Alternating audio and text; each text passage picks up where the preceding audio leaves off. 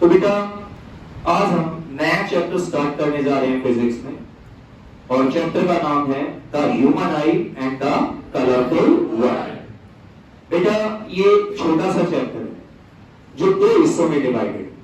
पहले हिस्से में आप लोगों को ह्यूमन आई के बारे में पढ़ना है, उसकी कंस्ट्रक्शन, उसकी वर्किंग, और साथ में आपको ह्यूमन आई में होने वाले जो कॉमन रिफ्रैक्टिव डिफेक्ट्स हैं उनके बारे में पढ़ना है।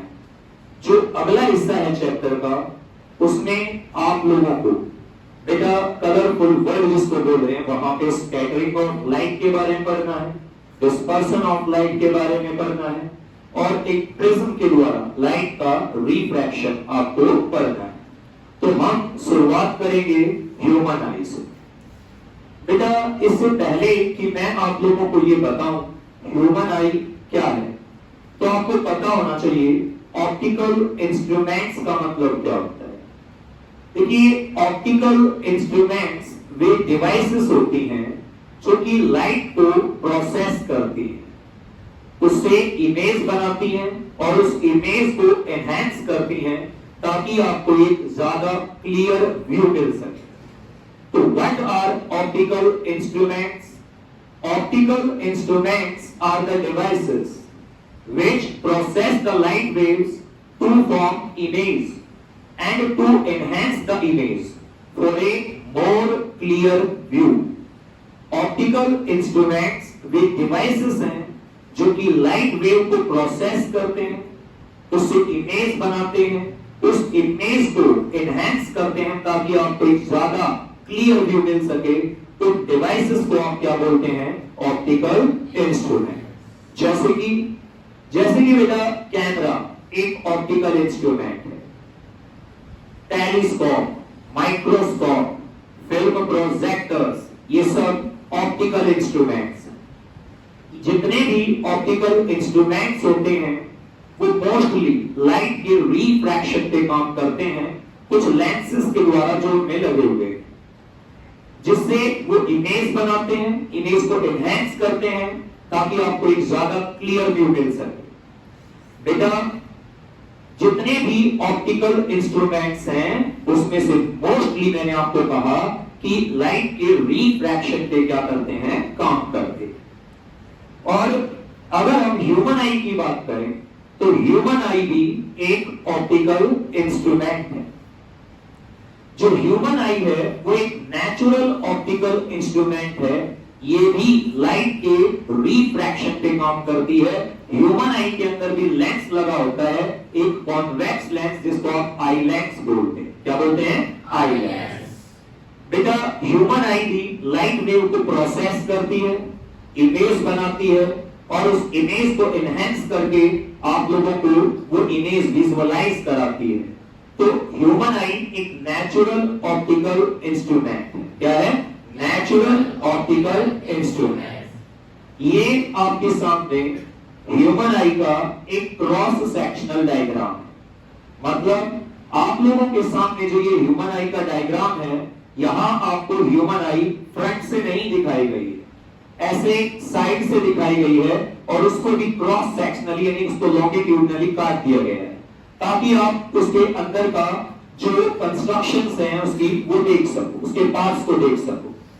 तो बेटा ह्यूमन आई में जो बिल्कुल फ्रंट का पार्ट है, ह्यूमन आई का जो बिल्कुल फ्रंट पार्ट है वो है कॉर्निया। क्या है? कॉर्निया। एग्जैक्टली। आप आंख को बिल्कुल सामने से देखोगे तो आपको जो ये बिल्कुल सामने का फ्रंट पोर्शन है, इस पूरे फ्रंट पोर्शन को एक ट्रांसपेरेंट लेयर ने जो है ना घेरा हुआ है, इसको ढका हुआ, कवर किया हुआ है। उस ट्रांसपेरेंट लेयर को आप क्या बोलते हैं? कॉर्निया। क्या बोलते हैं? कॉर्निया। जहां पे ये जो हिस्सा है बेटा इसको आइरिस कहते हैं। क्या बोलते हैं? आइरिस। आइरिस ये जो मसल है इसने सराउंड किया, उसने घेरा हुआ है प्यूपिल को। किसको? प्यूपिल। ये बीच में प्यूपिल है बेटा। क्या है? प्यूपिल। ठीक है। तो यहां ये मैंने आइरिस दिखाई है और इनके बीच में ये क्या है? प्यूपिल। बेटा ये आंख में लगा हुआ लेंस यानी कि आई लेंस है जो कि कॉन्वेक्स शेप का होता है। कैसा होता है? कॉन्वेक्स शेप का। मतलब ह्यूमन आई में कॉन्वेक्स लेंस होता है। क्या होता है? Convex lens. और ये सिलरी मसल्स है बेटा। क्या है? सिलरी मसल्स, जिन्होंने आई लेंस को उसकी पोजीशन पे होल्ड किया हुआ है। बेटा ये जो पूरा चैम्बर है आंख का, इसे एंटीरियर चैम्बर ऑफ आई कहते हैं। एंटीरियर यानी कि बाहरी चैम्बर।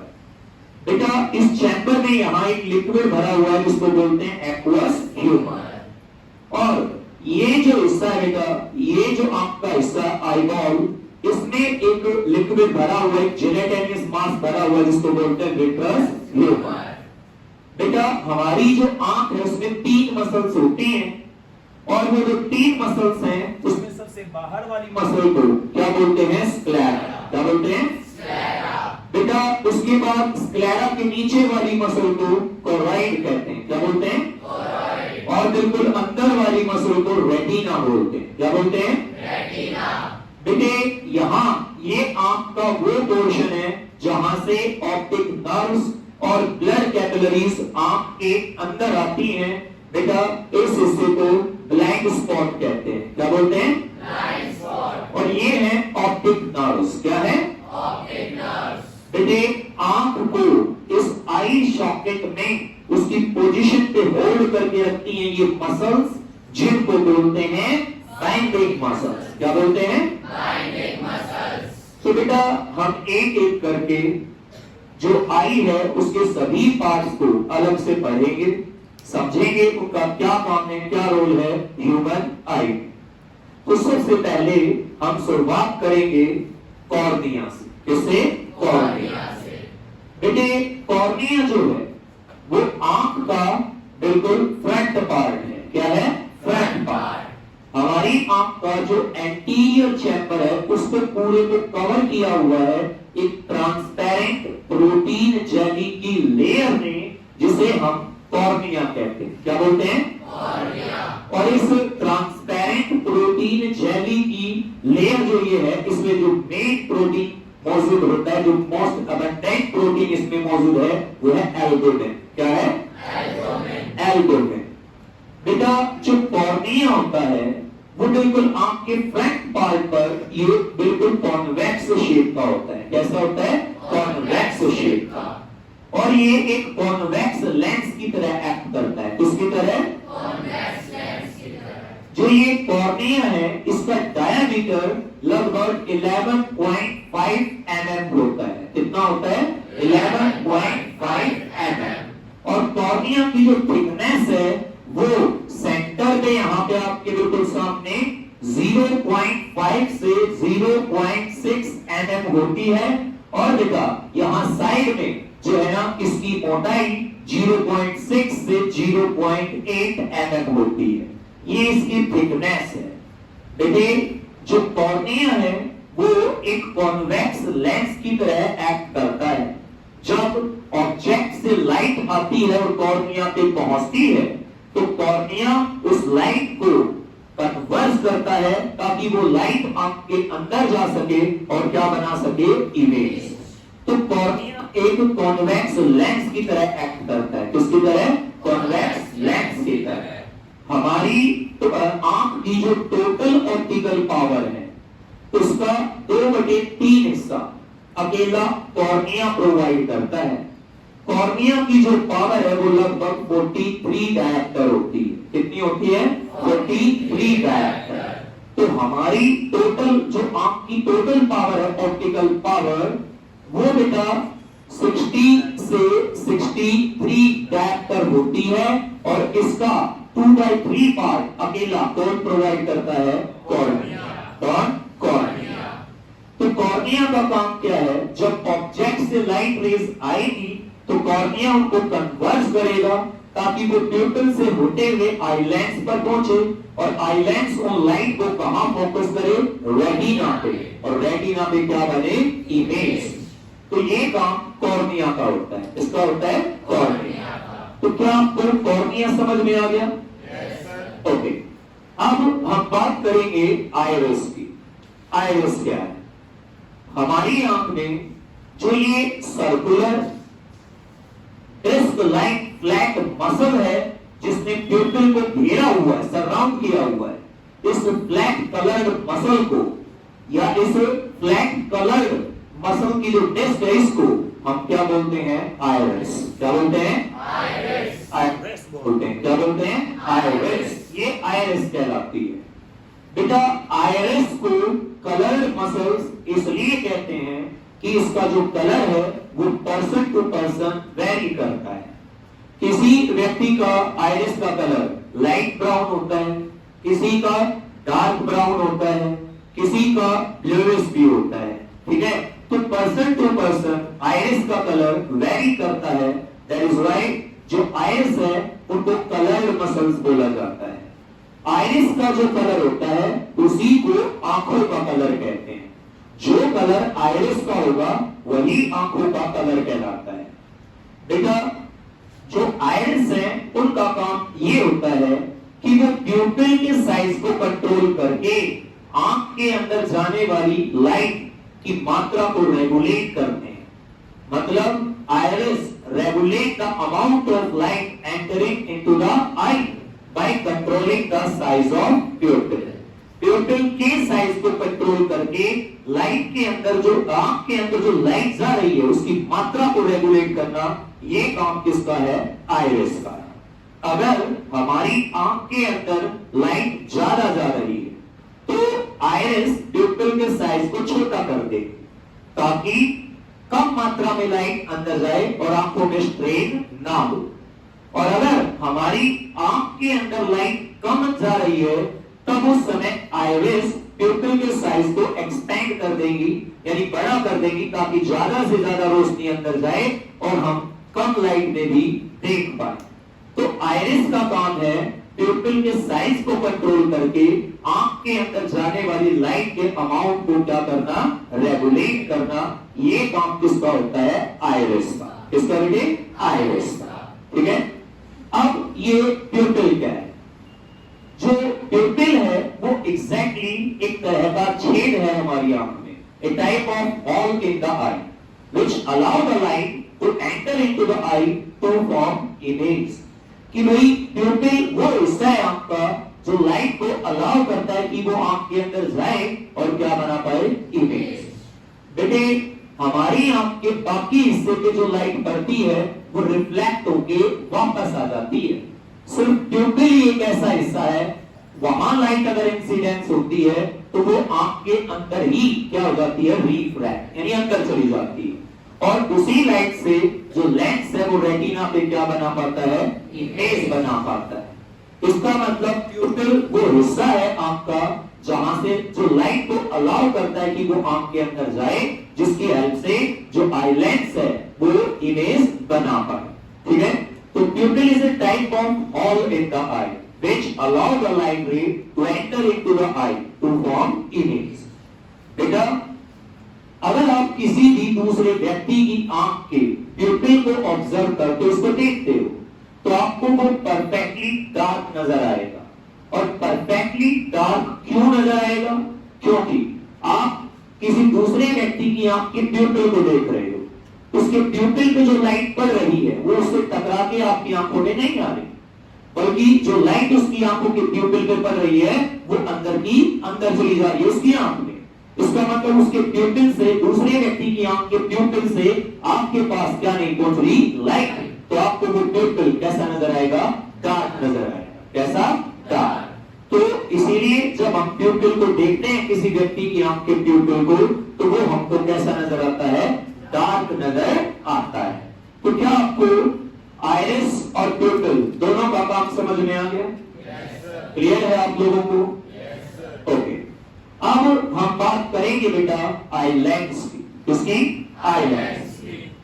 देखिए जो आई लेंस है वो एक कॉन्वेक्स लेंस है जो कि transparent, flexible, clear protein jelly से बना होता है। किससे बना होता है?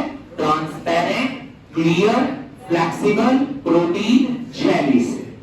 बेटा ये बिल्कुल क्रिस्टल क्लियर होता है, एकदम ट्रांसपेरेंट होता है, इसलिए लैटिन भाषा में इसको एक्विला भी कह देते हैं। क्या बोल देते हैं?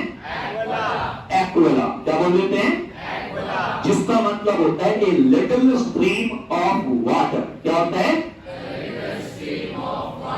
क्योंकि ये बिल्कुल पानी की तरह क्लियर होता है, दैट इज व्हाई इसको लैटिन भाषा में, आइलैंड्स को लैटिन भाषा में एक्वाला भी कह देते हैं। क्या बोल देते हैं? जिसका मतलब है लिटिल स्ट्रीम ऑफ वाटर। जो ह्यूमन आई के अंदर लेंस होता है आइलैंड्स, बेटा उसका डायमीटर लगभग 10 mm होता है। कितना होता है? 10 mm। और उसकी जो थिकनेस है सेंटर पे वो लगभग 4 mm होती है। कितनी होती है? 4 mm। आइलैंड्स का क्या काम है बेटा? जो भी लाइट ऑब्जेक्ट से आइलैंड्स पे पहुंचती है, हम यहाँ पे ये आइरिस को हटा देते हैं ताकि आइलैंड्स को ठीक से पढ़ सकें। तो जब लाइट किसी ऑब्जेक्ट से आती है आंख के लेंस पे यानी कि आई लेंस पे, तो ये उस लाइट को रेटिना पे फोकस करता है। किस पे फोकस करता है? रेटिना पे। रेटिना पे फोकस करता है और क्या बनाता है? इमेज। कहां? रेटिना पे। तो आई लेंस का काम है ऑब्जेक्ट से आने वाली लाइट को रेटिना पे फोकस करना और क्या बनाना? इमेज। बेटा आंख का जो लेंस है यानी आई लेंस, वो डिस्टेंस ऑब्जेक्ट को भी और नियर बाय ऑब्जेक्ट को भी, दोनों को आंख पे यानी रेटिना पे फोकस कर पाता है। आप या एक ही जगह पे खड़े हुए या बैठे हुए पास की चीजों को भी देख पाते हैं और दूर की चीजों को भी देख पाते हैं। इसका मतलब जो आपकी आंख में लगा लेंस है वो पास की चीजों को भी रेटिना पे फोकस कर रहा है और दूर की चीजों को भी रेटिना पे फोकस कर रहा है। लेकिन आपको ये बात तो पता ही है कि जब लाइट किसी डिस्टेंस ऑब्जेक्ट से आती है तो वो आपस में क्या होती है? पैरेलल। जब लाइट किसी डिस्टेंस ऑब्जेक्ट से आती है तो वो आपस में क्या होती है? पैरेलल। और पैरेलल लाइट को रेटिना पे फोकस करने के लिए पावर क्या चाहिए? कम। ऑप्टिकल पावर क्या चाहिए? कम। ठीक है। लेकिन अगर लाइट आ रही है किसी पास के ऑब्जेक्ट से तो वो डाइवर्स फॉर्म में आएगी। किसमें आएगी? डाइवर्स फॉर्म में। डाइवर्स फॉर्म में। और उसे रेटिना पे फोकस करने के लिए आंख की ऑप्टिकल पावर क्या चाहिए? ज्यादा। तो आप इसका मतलब ये समझे कि जो लेंस है वो पास की चीजों को देखने के लिए अपनी पावर बढ़ा भी लेता है और दूर की चीजों को देखने के लिए अपनी पावर घटा भी लेता है। इसका मतलब according to nearby object या डिस्टेंस ऑब्जेक्ट, जो आई लेंस है वो अपनी पावर को यानी फोकल लेंथ को क्या कर पाता है? एडजस्ट। क्या कर पाता है? एडजस्ट। और इसे बोला जाता है पावर ऑफ एकोमोडेशन। क्या बोला? Power of accommodation. So what is the power of accommodation? The ability of human eye to adjust its focal length according to nearby object or distance object to focus them on retina is called power of accommodation। क्या बोलते हैं इसको? Power of accommodation। Human आई की वो ability जिसके कारण वो दूर के ऑब्जेक्ट को भी और पास के ऑब्जेक्ट को भी क्या कर पाती है? रेटिना पे फोकस। मतलब ह्यूमन आई की वो एबिलिटी जिससे वो अपनी फोकल लेंथ को एडजस्ट कर पाती है, अपनी पावर को एडजस्ट कर पाती है दूर के ऑब्जेक्ट के हिसाब से भी और पास के ऑब्जेक्ट के हिसाब से भी। जो ये एबिलिटी है ह्यूमन आई की, उसी को क्या बोलते हैं? Power of accommodation. क्या बोलते हैं? Power of accommodation.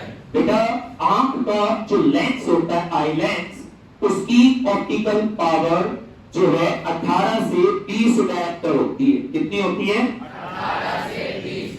18 से 20 डायोप्टर। इसकी क्या होती है? Optical power. जो आंख की टोटल ऑप्टिकल पावर का 1/3 है। क्या है? 1/3। इसका मतलब ये कॉर्निया और आई लेंस दोनों मिलके आंख की टोटल क्या बनाते हैं? पावर। उस टोटल पावर में से 2/3 पावर कौन प्रोवाइड करता है? कॉर्निया। और 1/3 कौन करता है? Eye lens. तो जो ये एबिलिटी है ह्यूमन आई की पावर ऑफ एकोमोडेशन की, उसके लिए उसकी रेंज होती है 4 डायोप्टर। कितनी? 4 डायोप्टर। मतलब अगर लेंस की, आंख के लेंस की यानी आई लेंस की नॉर्मल पोजीशन में पावर अगर 18 डायोप्टर है तो वो उसको मैक्सिमम 4 और बढ़ा सकता है। तो कहां तक बढ़ा सकता है? 22 डायप्टर तक। तो जो रेंज है एकोमोडेशन की वो कितनी है? 4 डायप्टर। ह्यूमन आई में पावर ऑफ एकोमोडेशन की जो रेंज है वो 4 डायप्टर होती है। कितनी होती है? 4 डायप्टर। तो क्या आप लोगों को ये आई लेंस समझ में आ गया? ओके। अब हम बात करेंगे सिलरी मसल्स की। किसकी भाई? Ciliary muscles. तो यहां से ये चीजें हटा देते हैं। देखो बेटा, सिलरी मसल्स क्या है? ये जो मसल्स हैं जिन्होंने आई लेंस को अपनी जगह पे हेल्ड करके रखा हुआ है, पकड़ के रखा हुआ है, इन मसल्स को हम क्या बोलते हैं? Ciliary muscles. क्या बोलते हैं? देखिए, आप एक छोटा सा मतलब एक एक्टिविटी कर सकते हैं कि एक कच्चा अंडा लीजिए और उसको तवे पे जो है ना फोड़ दीजिए। तो तवे पर जो येलो कलर का यॉक अंडे का होगा वो तो है आई लेंस। क्या? और उसके चारों तरफ जो ये व्हाइट पोर्शन अंडे का होगा वो है बेटा सिलरी मसल्स। क्या है? अगर आप आंख को फ्रंट से देखें, किससे देखें? फ्रंट से, तो ये आई लेंस है जो कॉन्वेक्स शेप का होता है और ये उसके चारों तरफ क्या है? Ciliary muscles. पर हम तो साइड से देख रहे हैं और उसको भी हमने काटा हुआ है, तो आई लेंस आपको ऐसा साइड से कॉन्वेक्स नजर आ रहा है और ये उसके दोनों तरफ क्या है? Ciliary muscles. समझ में आ रहा है आपको? तो सिलरी मसल्स वे मसल्स हैं जो आई लेंस को उसकी पोजीशन पे होल्ड करके रखती है। ठीक है? साथ में सिलरी मसल्स के कारण ही जो आंख का लेंस है वो अपनी पावर को क्या कर पाता है? एडजस्ट कर पाता है according to nearby object और डिस्टेंस ऑब्जेक्ट। मतलब ह्यूमन आई में जो पावर ऑफ एकोमोडेशन है वो किसके एक्शन के कारण है? सिलरी मसल्स के एक्शन के कारण। सिलरी मसल्स हेल्प करती हैं आई लेंस को उसकी फोकल लेंथ यानी उसकी पावर को क्या करने में? Adjust according to nearby object और डिस्टेंस ऑब्जेक्ट। जब हमारी आंख को कोई पास की चीज देखनी होती है तो पास की चीज से लाइट आएगी डाइवर्स फॉर्म और उसे रेटिना पे फोकस करने के लिए ऑप्टिकल पावर क्या चाहिए? ज्यादा। तब उस समय सिलरी मसल्स स्ट्रेच हो जाती है। क्या हो जाती है? सिलरी मसल्स स्ट्रेच हो जाती हैं और आई लेंस को ऐसे प्रेस कर देंगे जिससे बीच में से थिक हो जाएगा और ऐसे स्मॉल हो जाएगा और जिसके कारण इसकी फोकल लेंथ हो जाएगी छोटी और पावर हो जाएगी ज्यादा। और पास की चीजों को देखने के लिए पावर क्या चाहिए? ज्यादा। और जब हमारी आंख को दूर की चीजें देखनी होती हैं तो उनसे लाइट आपस में क्या आती है? पैरेलल। उनको रेटिना पे फोकस करने के लिए आंख की ऑप्टिकल पावर कम चाहिए, तो उस समय पे जो सिलरी मसल्स हैं वो रिलैक्स हो जाती। क्या हो जाती हैं? रिलैक्स हो गई और जिससे आई लेंस अपनी नॉर्मल पोजीशन में आ जाता है और फ्लैट सा हो जाता है, जिससे उसकी फोकल लेंथ बढ़ जाती है और पावर कम हो जाती है ताकि वो दूर की चीजों को रेटिना पे क्या कर सके? फोकस। तो इस तरीके से सिलरी मसल्स हेल्प करती हैं आई लेंस की कि वो अपनी फोकल लेंथ को क्या कर पाए? एडजस्ट कर पाए। तो power of accommodation ciliary muscles के एक्शन के कारण। किसके कारण?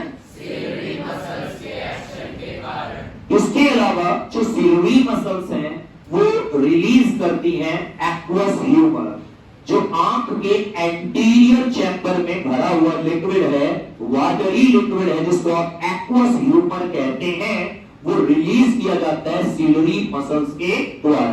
किसके द्वारा? सिलरी मसल्स के द्वारा।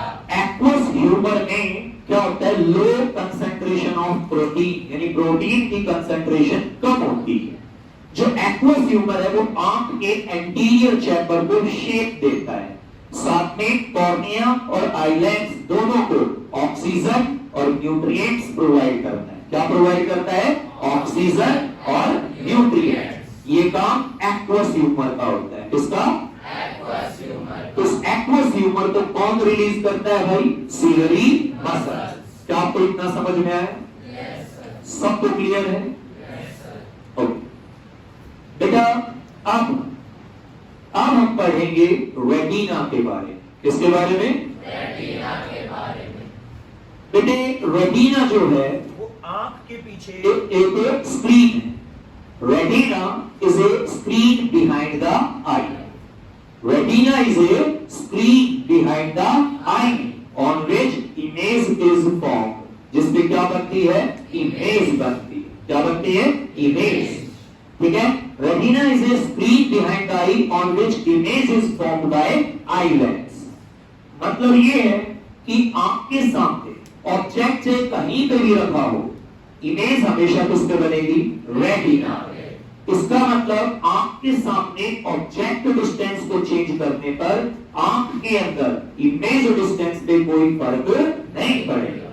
ठीक है। ये एग्जाम में आया हुआ क्वेश्चन है कि अगर आंख के सामने ऑब्जेक्ट के डिस्टेंस को चेंज किया जाए तो आंख के अंदर इमेज डिस्टेंस पे क्या असर पड़ेगा।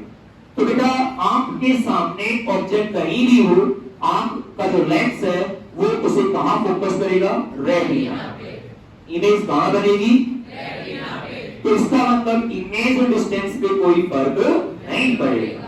आंख के सामने ऑब्जेक्ट डिस्टेंस चेंज होने पर आंख के अंदर इमेज डिस्टेंस पे कोई फर्क नहीं पड़ेगा।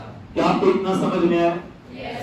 तो मैंने कहा retina is a screen behind the I on which image is form. Exactly retina के ऊपर मौजूद होते हैं लाइट सेंसिटिव सेल्स। क्या होते हैं? लाइट सेंसिटिव सेल्स, जिन्हें आप फोटो रिसेप्टर्स कहते हैं। क्या बोलते हैं? Photo receptors. Photo receptors. तो आंख के जो रेटिना है उसमें दो फोटो रिसेप्टर्स होते हैं बेटा। एक रोड की शेप में जिनको बोला जाता है रॉड्स, और एक कॉन की शेप में जिनको बोला जाता है कॉन्स। क्या बोलते हैं? ठीक है। रॉड्स या रॉड सेल्स, कॉन्स या कॉन सेल्स, ये को बोला जाता है।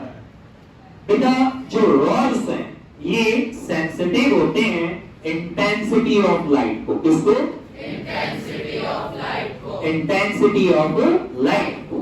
ये आपको बेटा जो black and white vision provide करते हैं। क्या प्रोवाइड करते हैं? Black and white vision. ये आपको हेल्प करते हैं कि आप कम से कम रोशनी में भी देख सको।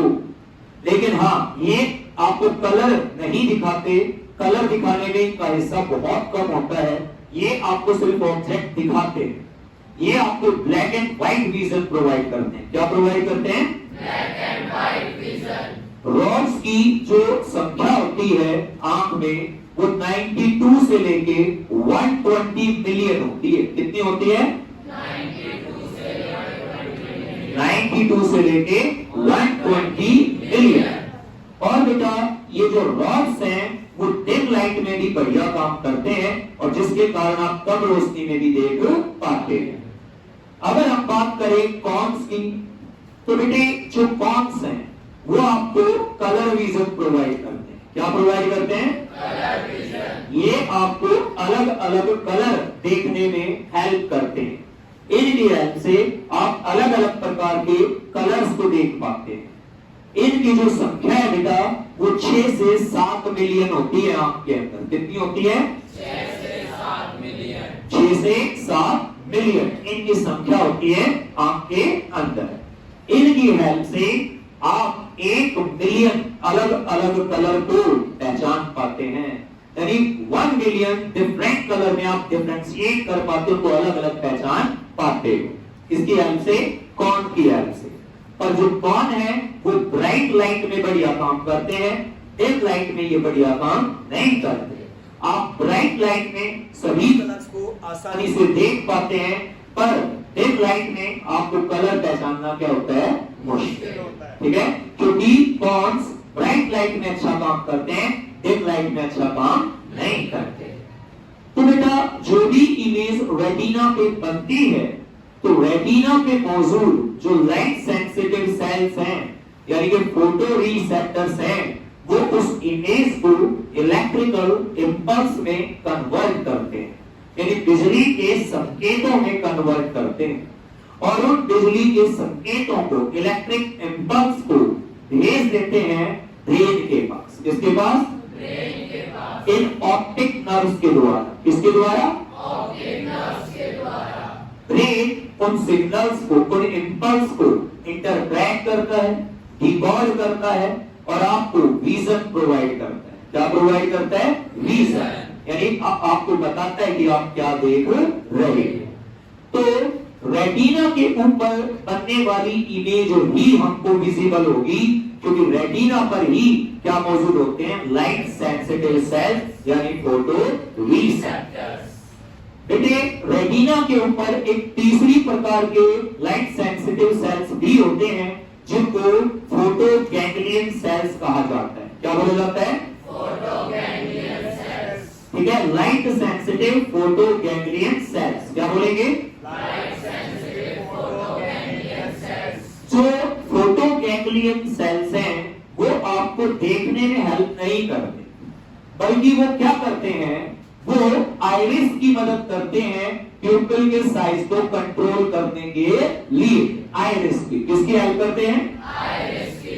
जब रेटिना पे लाइट ज्यादा पहुंचती है, तब उस समय वो फोटो गैंग्लियन सेल आइरिस को बोलते हैं कि प्यूपिल के साइज को छोटा कर दो, लाइट अंदर ज्यादा आ रही है, आंख में स्ट्रेन हो रहा है।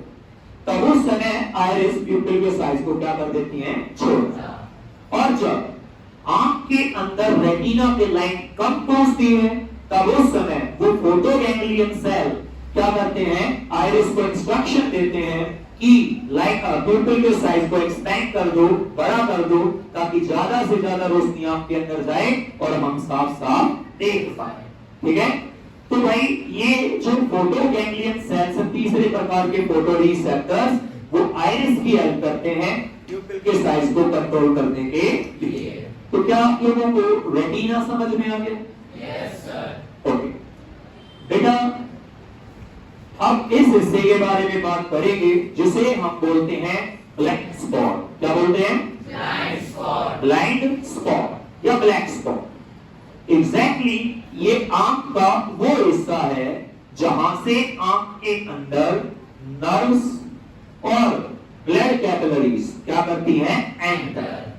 और इस हिस्से में किसी प्रकार के कोई लाइट सेंसिटिव सेल मौजूद नहीं होते। अगर किसी भी व्यक्ति की आंख का लेंस यहां इमेज बनाता है ब्लाइंड स्पॉट या ब्लैक स्पॉट पे, तो यहां बनने वाली इमेज हमें विजिबल नहीं होगी। क्यों नहीं होगी? क्योंकि यहां के लाइट सेंसिटिव सेल्स नहीं है जो इमेज को इलेक्ट्रिकल इंपल्स में कन्वर्ट करके ब्रेन के पास भेजे। तो जब ब्रेन के पास सिग्नल नहीं जाएंगे तो हमें यहां बनने वाली जो इमेज है वो विजिबल नहीं होगी। क्या आपको इतना समझ में आया? इसीलिए इसको ब्लाइंड स्पॉट या ब्लैक स्पॉट कहा जाता है। क्या कहा जाता है? ब्लाइंड स्पॉट या ब्लैक स्पॉट। बेटे, अब हम बात करेंगे बाइंडिंग मसल्स की। किसकी? बाइंडिंग मसल्स की। देखिए, जो बाइंडिंग मसल्स हैं, ये वे मसल्स हैं जो आंख को इस आई सॉकेट में, मतलब ये जो बोन से बना हुआ सॉकेट है, इस आई सॉकेट के अंदर आंख को उसकी पोजीशन पे होल्ड करके रखें। ये काम किसका होता है? बाइंडिंग मसल्स का। किसका? बाइंडिंग मसल्स का। लेकिन ये बाइंडिंग मसल्स इतनी ज्यादा मजबूत नहीं होती। तो बेटा, जब आपको छींक आती है तो छींकते समय आंखें बंद हो जाती है। और आंखें बंद क्यों हो जाती हैं? क्योंकि जैक लग के आंख कहां आ सकती है? बाहर। ये बाइंडिंग मसल्स टूट सकती हैं और जैक लग के आंखें कहां आ सकती है? बाहर। इसलिए छींकते समय आंखें बंद हो जाती है। क्या आपको इतना समझ में आया? Yes sir. अब हम बात करेंगे विट्रियस ह्यूमर की। बेटा, ये जो विट्रियस ह्यूमर है वो आंख की बॉल में यानी आई बॉल में भरा हुआ एक जेलेटिनियस मास है जो ट्रांसपेरेंट होता है। क्या होता है? ट्रांसपेरेंट। बेटा, ये आई बॉल को शेप देता है। क्या देता है? शेप। ये काम विट्रियस ह्यूमर का होता है। किसका होता है? विट्रियस ह्यूमर का। अगर हम आई बॉल की बात करें तो आई बॉल का जो डायामीटर है वो लगभग 2.5 सेंटीमीटर होता है, यानी कि 25 mm होता है। कितना होता है? 25 mm। बेटा, आंख का जो मास है वो 7.5 ग्राम होता है। कितना होता है? 7.5 ग्राम। ह्यूमन आई का एवरेज मास 7.5 ग्राम होता है और उसका वॉल्यूम लगभग 6 सेंटीमीटर क्यूब होता है। कितना होता है? 6 सेंटीमीटर क्यूब। जब एक बच्चे का जन्म होता है तो जन्म के समय आई बॉल का जो डायमीटर है वो 1.6 से 1.7 सेंटीमीटर होता है। कितना होता है? 1.6 से 1.7 सेंटीमीटर। और बेटा जब उस बच्चे की एज 13 से 14 साल की होती है तब तक आंख अपने फुल साइज में आ चुकी होती है। उसका डायमीटर लगभग 2.4 से 2.5 सेंटीमीटर हो चुका होता है। 13 से 14 साल तक आंख का साइज बढ़ता है, उसके बाद आंख का साइज बढ़ता नहीं। क्या आपको ये समझ में आ गया है? Yes sir. तो ये है बेटा ह्यूमन आई, जिसमें आपने उसकी कंस्ट्रक्शन, उसके पार्ट्स वगैरह देखे और उसकी क्या देखी है? वर्किंग।